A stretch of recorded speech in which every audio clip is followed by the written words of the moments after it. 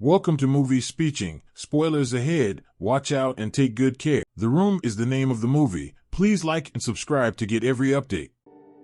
A couple can be seen sitting in a car, laughing, excited about arriving at their new home. When they arrived, Kate spoke to her mother on the phone and told her they had arrived. She kept asking her all kinds of questions, making her feel depressed. She hung up looking a little annoyed, so Matt called her Junebug and told her that everything would be fine in their new house. Then we see them moving in and unpacking, happy and cheerful. Matt was repairing his workshop and spreading out a blank canvas ready to be painted when he heard a noise in the hallway. Kate started unpacking all the furniture the previous owner had left in a pile in the hallway. He walked out of his studio and told her he would do it, but she said that once he started drawing, he would forget everything else. Matt acted like a child, so Kate had to apologize for hurting him. They continued to unpack. Kate went into the kitchen and opened the boxes with their glasses. She went into the closet and found a dead bird inside. Meanwhile, Matt unloads the old stuff and throws it out the window. Suddenly he found a key that seemed old. Kate was burying the bird outside when he threw a piece of furniture at it and scared her. A while later, Kate prepared her desk and Matt finally reached the wall behind the pile of stuff. There he found a door with a keyhole that seemed similar to an old key he found, so he went outside and took it out of the trash. Matt unlocked the door and called Kate to join him. They opened the heavy gate and revealed an empty room inside. When Kate entered, the lights in the house began to flicker. Matt left to call the power company. As Kate walked out of the room, the flickering lights stopped. That evening, they drank in front of the fireplace. She joked with him that he was a city boy who didn't know how to take care of his new house. The next day, they were both in Matt's studio, and she told him that he just had to take the first step toward painting when the phone rang. He asked her about the house's plans. Kate receives a call from a client regarding a translation job, and she needs it done quickly. Meanwhile, Matt entered the room again. Suddenly, Kate shouted to him that the man from the electric company had arrived. Matt took the man down to the basement to look at their electrical installation.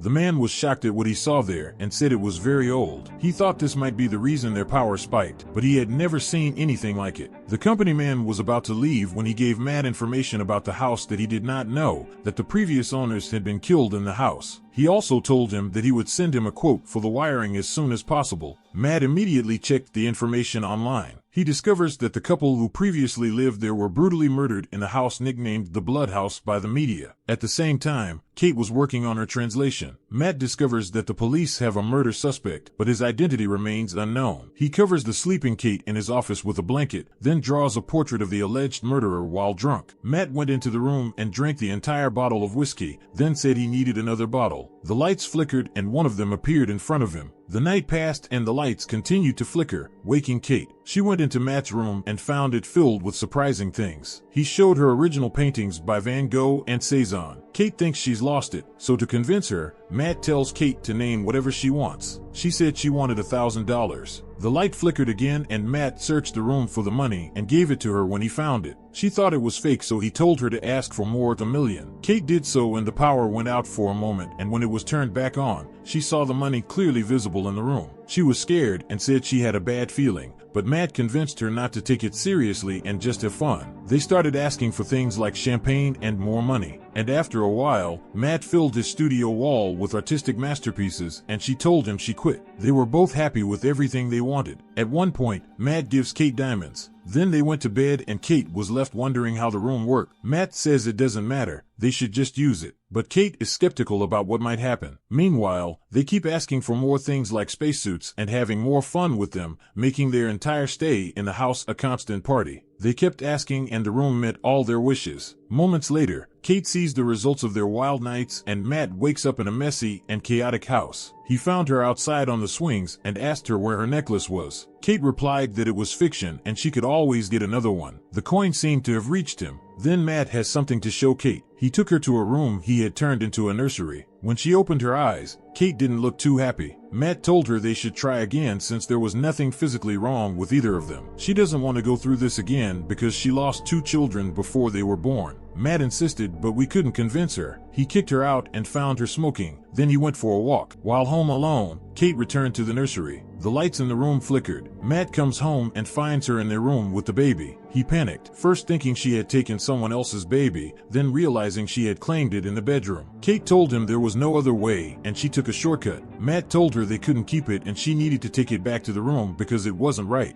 They both entered the room. Kate holds the baby but doesn't know what to say as the baby cries, and Matt tells her to say she wants him to go. Kate couldn't do it, so she gave the baby to Matt. As he looked at and held the baby, he realized that he couldn't do that either. He returned the baby to Kate and ran away. That night, the baby cried and Kate asked Matt to go into his room and ask for some milk. He understood, and when he returned, Kate was breastfeeding the baby. None of them understood how this could happen. The next day, when Matt hears Kate with the baby in the next room, he thinks of John Doe, who killed the previous owners, and looks him up online. The man was detained in a mental hospital. Matt took some money and left the house to find it. He went to the hospital and asked the nurse to talk to him, but she told him that the only visitors he had seen in 45 years were journalists. He lied that he was also a journalist so he could talk to her. John Doe is somehow able to immediately tell that he is not a journalist. Matt told him the truth without hesitation. The man invited him to sit at his table and told Matt that he had been waiting for him for a long time. He asked Matt if he liked the house and everything it had to offer, but Matt just wanted to know why he killed those people. The man said that was the only way they had to leave the house and forget about the room before it was too late. But he can see that won't happen because he thinks people like Matt are greedy and sleazy their whole lives. He supposed he was different from that, more so than Matt could have imagined. Later, Matt is at a gas station and is asked to pay the bill, but when he searches his pockets for money, he only finds dust. He rushed home and withdrew more money, then watched it turn to dust before his eyes. Then he took the Van Gogh painting and placed it on the edge of the door. The paint on the outside of the house quickly degraded and turned into dust. Matt took the rest back to his studio. Meanwhile, Kate was changing the baby's diaper when she saw the light flashing again. She holds the baby and finds Matt in the room, tearing down the walls, trying to figure out how it works. The roles of the two people have changed. She admitted not knowing how it worked, happy with the baby. But Matt needs to know. He finds other strange cables behind the wall. He then tore down the walls and floors and found similar things as well as strange plaques. Kate wanted to take the baby out to get some fresh air, but he stopped her, asking her to trust him not to go out. She didn't understand what he meant, so she continued, while he waited for her at the door. Once outside, things started happening to the child and she panicked, calling Matt. The baby will age quickly when he grabs it and brings it inside. They both looked at the baby who had become a boy with worry and disbelief. Afterwards, Kate bathed him, then went into the office with Matt to ask him what was going on. Matt told him about John Doe. He then says that the room creates things like a giant 3D printer, as long as you never take these things out of the house. Kate was disappointed that he considered the baby an object, but he said it was a thing of flesh and blood. The kid joins them and Kate goes there, telling him everything is okay. Sometime later, Kate teaches Shane at home. She mentioned camping and explained to the boy what that meant, so he said he wanted to go camping. Kate tells Shane he's too tired for it, like he's too sick to open the door. She tells him that the house protects him, but Shane insists on going camping. The boy showed attitude towards her when he didn't get what he wanted, so he slammed the door in her face when she went to get something from outside the room. The next day, the boy looked longingly out the window and then went to have breakfast with his mother. A delivery arrives and he wants to pick it up, but Kate sits him down and she goes out to get it herself, locking the front door behind her. The delivery was intended for Matt, whom she dropped off at his studio door. He picked it up and opened it, revealing a gun. Matt is outside practicing his shot while the boy watches him through the window. Kate continues to spend time with the boy and plays the piano. Shane sneaked up behind her and tried to get to the door without Kate noticing, holding out his hand. When she recognized him, she brought him inside and checked to see if anything was going on. Kate then closes all the windows, and when Matt asks her to stop, she tells him he can leave. Matt helps him put the house together, while Shane watches them do it from inside. That evening, Kate and Shane have dinner. Everything the boy did seemed to bore him. Matt wasn't any better. He drew furiously in his studio. Kate sleeps alone and Shane comes to her room to tell her he loves her and asks to sleep in her bed. The boy said he wanted to be with them forever and asked if they wanted that. Kate tells him yes. On one of the following days, Matt was seen shooting and improving his aim with a gun. Shane was in the studio playing with a snow globe when it slipped and broke when Matt walked in. He asked the boy what he was doing there, causing Shane to quickly run away. Kate enters the studio and Shane listens through the door as they argue. Matt says he can't go into his room, to which Kate replies he's still just a kid. But Matt just sees it as a product. That same night, Shane went through the house and found electrical wiring in the basement. He entered the room and the lights started flashing. Matt woke up the next morning to find an intact orb next to him. He sees things are not the same and immediately runs to Kate to ask her questions. They entered the room together and saw Shane making a snowman. The boy created a whole forest in his room. Kate thought what he did was amazing,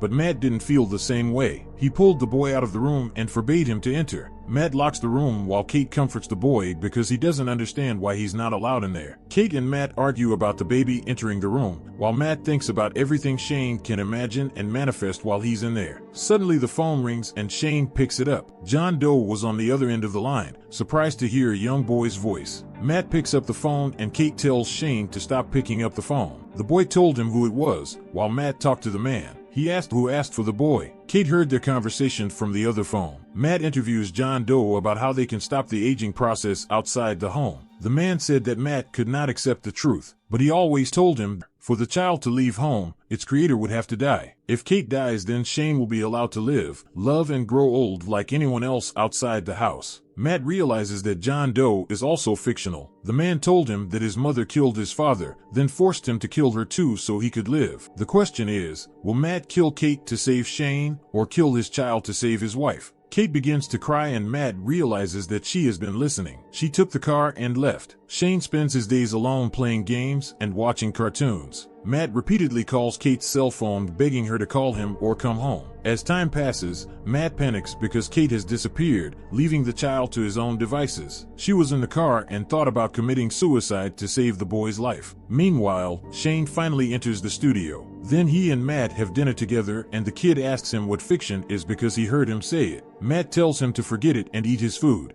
The boy said that Matt was not his biological father and wanted to know where his real father was. Matt tells him that he doesn't have any real parents, neither of them. He even told him that he was not a real boy and what would happen to him if he ran away from home. Shane didn't believe it, so he grabbed him and took him to the door, telling him to see for himself. Matt told him that he was not a real person but an idea, so the boy went back to his room. Realizing that he had treated the boy badly, Matt went to apologize to him. Shane asked him to read it to him. Kate comes home and finds them sleeping next to each other. Matt then joined her in the kitchen and started a conversation about what she had heard, but she didn't want to talk about it. They make love in the kitchen while the guy watches them. The next morning, the child stole the house key and left. Matt heard the door and got up to look for it. Kate also came down and they saw that he had left the house at some point. They entered the living room and found a teenager. Shane took a gun and shot them. He wanted to kill Matt, but Kate calmed him down just enough for Matt to push her aside and jump at him. The two fight over the gun as Kate passes out. She then wakes up to find Matt watching her. He told her that Shane was dead, that he had been shot while they were fighting over the gun. Kate asks to see the body and he tells her he took it out. She goes looking for him and Matt goes out to be with her while she grieves. Matt wakes up in the living room. He looked outside for Kate, then looked around the house and saw flashing lights. Matt searched for the keys to get in, and when he couldn't find them, he started digging through the wall. At the same time, Kate and the other Matts are having lunch and she asks him what they will do with the house. She says she can't live in this house anymore, but the others, Matt tells her they have no money and no jobs. If they stay, the room will meet their needs. Kate is suspicious of his behavior, which reminds her of behaviors similar to Shane's. Matt crawled into the room through the electrical wiring on the wall. Finally, he passed by and went deeper into the forest. At the same time, Kate and the other Matts are sitting in the living room when he tries to touch her and says he saw them doing it. Kate pushed him away and almost understood. Then he said, "Hi, Mom." Naturally, Kate panicked and ran out the door. Matt almost went home while Kate was in hiding, who she discovered was Shane. He attacked and raped her, but Matt arrived home and broke in. Shane searched the house looking for Matt and vice versa. When Kate left the room she was in and ran into one of them. At first she thinks she's found the real Matt, but a second person appears. They both tried to convince her that they were the real Matt when one of them called her Junebug, but the other repeated herself and grabbed her hand. She pushed him down the stairs and they ran towards the door. The room begins to flicker as Shane wakes up in his true form. Kate and Matt realize they are still in the room and try to get out, while Shane continues to change to annoy them. Matt has an idea of how they can get out of this. Shane caught up with them and ran towards Matt with a knife. He kills him,